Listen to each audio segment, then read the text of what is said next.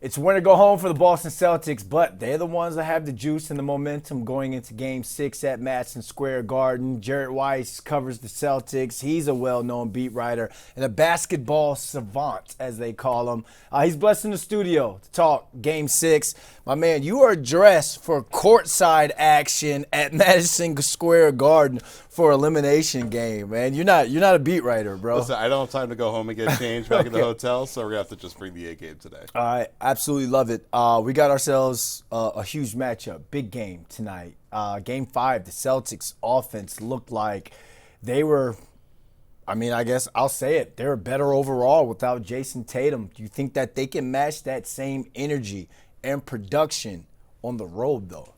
So I think it's less about the road and more about the response to losing Tatum.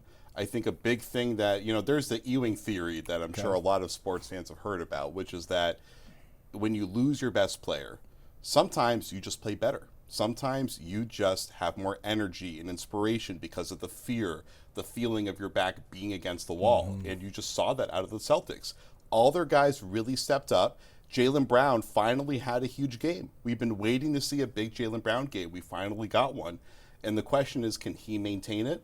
They went away from Kristaps Porzingis, who he's been sick. He just hasn't played well. He has not been good. Yeah. They put Luke Cornette in. Suddenly the team plays way better. So they made a bunch of adjustments to win that Game 5.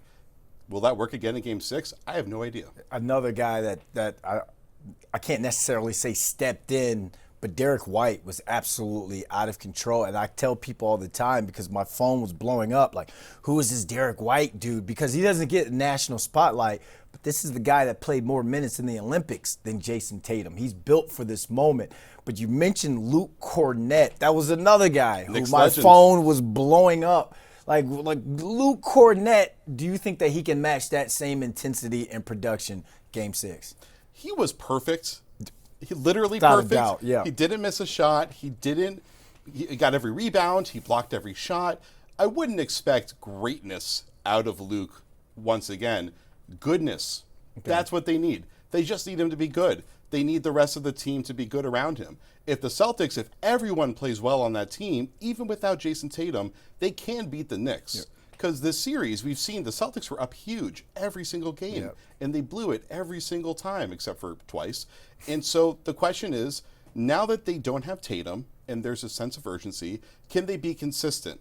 And I think part of it is they probably aren't going to have the luxury of building a huge lead again, playing at MSG. This is the biggest Knicks game that we've seen in a very long time. I mean, this is a huge Knicks game.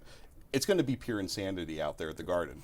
And so, obviously, the Knicks players are going to step up. We're going to see Deuce McBride hitting some big shots. We're going to see Josh Hart hit a few big shots again. He was incredible at Game 5, wasn't he? Yeah, so, he was, yeah. This is going to be one of those moments where everybody's bringing their best. Everybody feels everything's on the line here. And so the Celtics do have enough. But if the Knicks are all on a string, it's going to be hard to overcome everything that New York has. You mentioned Celtics fans not expecting greatness from Luke Cornette. Knicks fans expect greatness from Karl-Anthony Towns. He's been good, not great, just yet. Do the Celtics fan base, just whomever, do you guys fear Karl-Anthony Towns in this series? Has he put enough on tape just yet? Karl has been very good in this series. He hasn't had a moment where he truly took over. And, one of the things we haven't seen a ton from him is we haven't seen him really own the post. He kind of goes through these moments where he's posting guys up, he's getting to the rack. We haven't seen him really take over like a 4 or 5 minute stretch through the post, maybe once or twice here or there. But that's one of the things you want to see out of him because we know he can shoot the ball. And frankly, the Celtics have taken away the pick and pop where he screens for Brunson, he pops out for three. We haven't seen a ton of that so far. And if the Knicks get that going, they're pretty hard to beat. I can't imagine them losing this series if that happens. But they're going to need a Towns moment, down low, backing down some bigs, getting to the rack. And the Celtics, without Porzingis, presuming that he's not in there or he's not effective, they don't have like a great shot blocker out there. Cornette was able to block a lot of the smalls. He was able to get out to three. But it's going to be hard for him to really take Towns out of the game.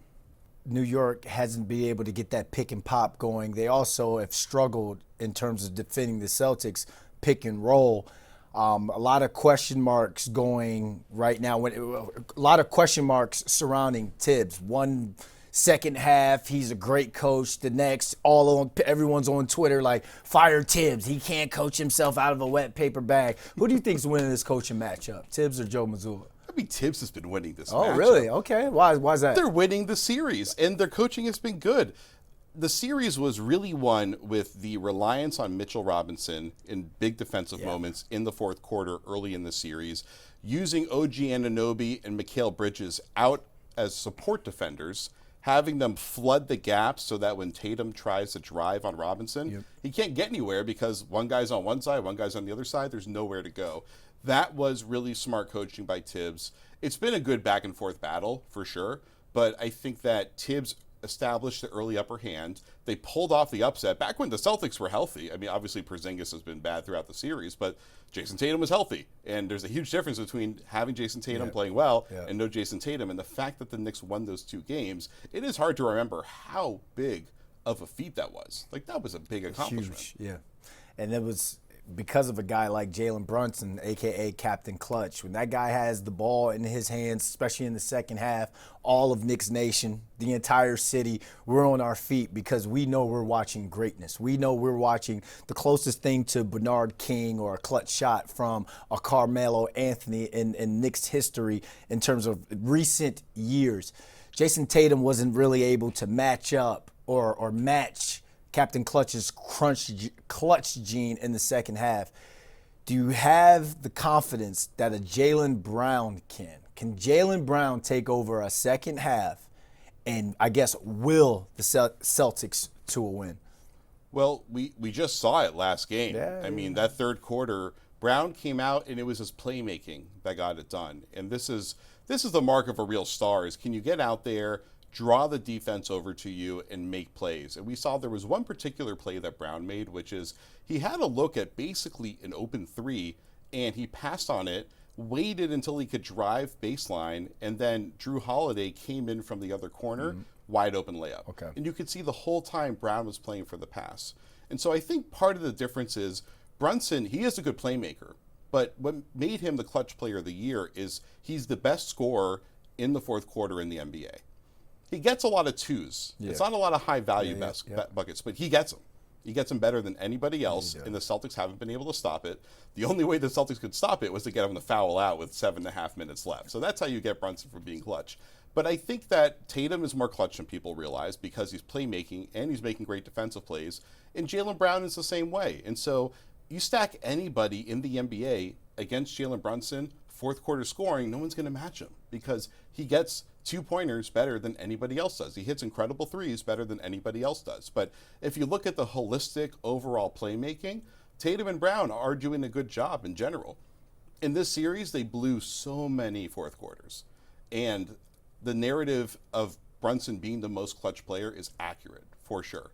But I do think Brown can step up and he can hold that offense together in a fourth quarter.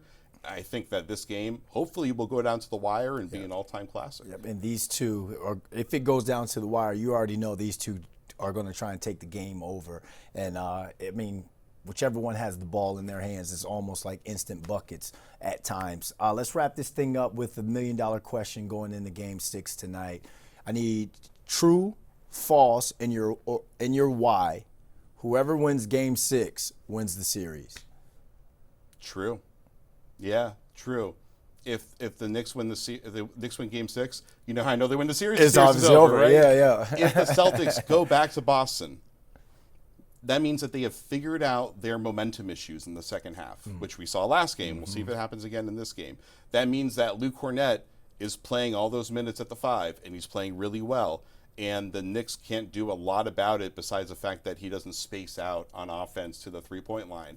It means that the Knicks role players haven't quite been giving what they need scoring-wise. We see Mikal Bridges has had a lot of big fourth quarters. Can they get more of that out of him? Can OG Anunoby score 20 every single night again? I mean, Josh Hart made up for it, so we'll see. But if the Celtics can get this game, that means that they've really figured things out. That means that Jaylen Brown is no longer held back by that balky knee that's been really bothering him.